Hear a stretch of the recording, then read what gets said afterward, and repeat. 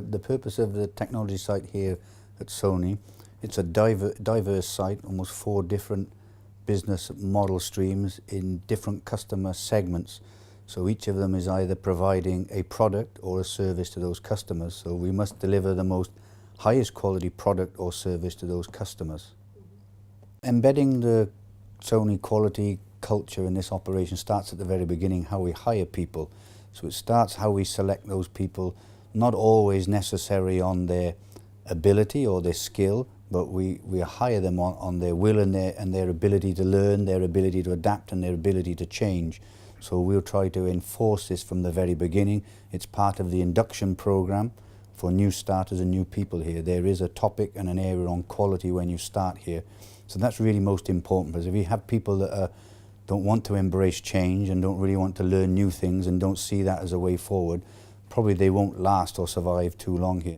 The methods and processes we use here at Sony UK Technology Centre, they're quite wide and they're quite diverse.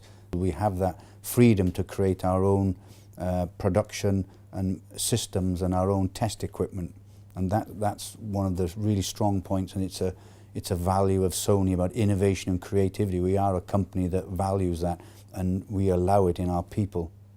They were taught those techniques by some of the original Japanese that came here to Wales, and we're the ones who've carried that on to the next and the next generation.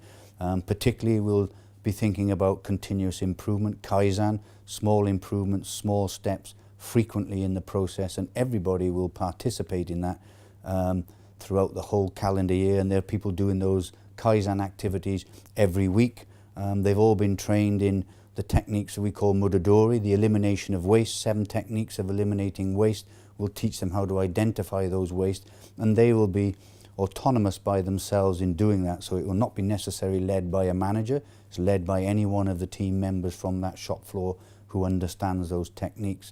And poka-yoke, mistake proofing, you know, we'll always be looking to automate or to eliminate the possibility of human error in the process.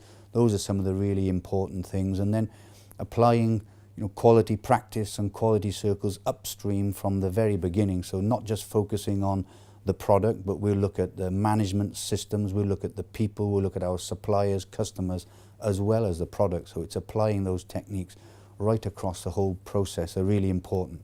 So if there's one thing that has really worked for me, particularly over the last 10 years or more, is always understanding you cannot stand still. The minute you stand still, you start falling backwards.